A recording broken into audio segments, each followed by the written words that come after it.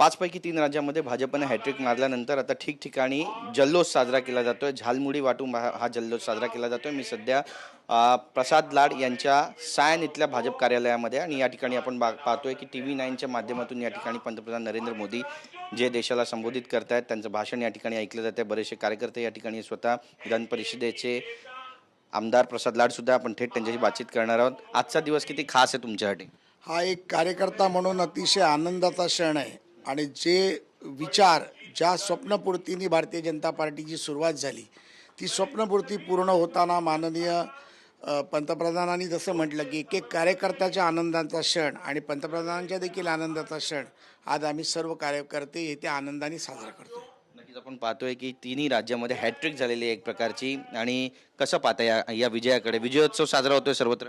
नाही, आम्ही सकाळपासूनच विजयोत्सव साजरा केला.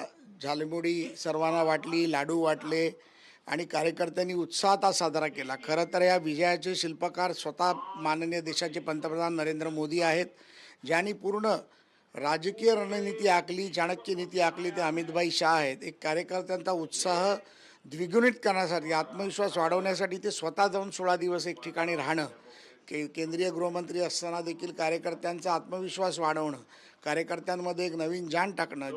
ज्या पश्चिम बंगालमध्ये कार्यकर्त्याला हातात झेंडा घेऊन फिरता येत नव्हता, झेंडा घेऊन फिरला तर त्यांना अनेक लोकांना मारले गेले, जे आमचे कार्यकर्ते ज्यांनी बलिदान दिलं त्या बलिदान दिलेल्या कार्यकर्त्यांना नतमस्तक होणा विजय आम्ही समर्पित करतो. आणि श्यामाप्रसाद मुखर्जींचं जे जन्मस्थळ होतं ते पश्चिम बंगाल आज भाजपाच्या ताब्यात आलं. हा याच्यापेक्षा आनंदाचा क्षण हा भाजप कार्यकर्त्यांसाठी असू शकत नाही. आपण पाहतो सर्व भाजपचे कार्यकर्ते या ठिकाणी एकवटलेले. एकीकडे विजय साजरा होतो, दुसरीकडे संजय राऊत टीका करतायत. विरोधक म्हणून त्यांचं असं म्हणणं आहे की 90 लाख मतं काढली, त्याच्यामुळे भाजपला विजय जो आहे तो मिळालेला आहे. एक दिवस असा येईल की भाजप हवा पण विकत घेईल देशातली. संजय राऊतांबद्दल न बोललेलं मला वाटतं की चांगलं. ज्यांची लायकीच नाही बोलायची त्यांच्याबद्दल काय बोलायचं? जो निवडणूक लढत नाही, महाराष्ट्राबाहेर पडत नाही, त्याचा नेता घराबाहेर पडत नाही, त्या संजय राऊताबद्दल काय बोलायचं? त्यांना काय माहिती? महाराष्ट्रात स्वतःचं अस्तित्व जे संजय राऊत आणि शिवसेना टिकवू शकले नाही. मुंबई महापालिका हातातून घालवली आणि अजून काय काय घालवायचं बाकी आहे हा प्रश्न माझ्यासमोर आहे. त्यामुळे राऊतांबद्दल न बोलून आपला आनंद उत्सव साजरा करावा एवढंच महत्त्वाचं आहे. पण विरोधकांची पूर्ण हवा निघाली असं म्हणा आणि जो त्यांचा पराभव झालेला आहे तो पचनी पडत नाही असं पण म्हणा.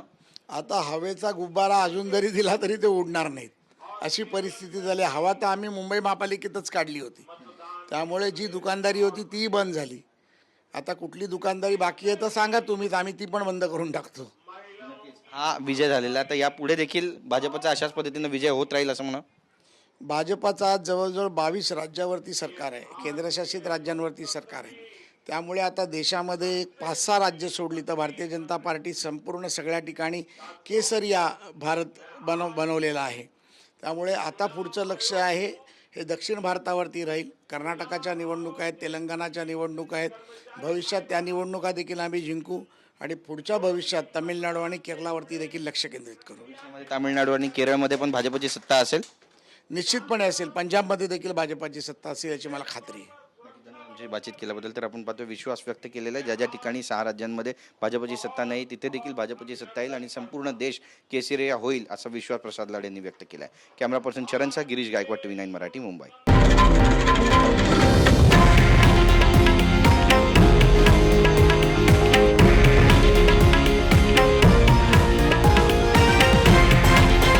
हे आहे देशातील नंबर 1 न्यूज नेटवर्क आणि आपण पाहत आहात TV9 मराठी, एकमेव.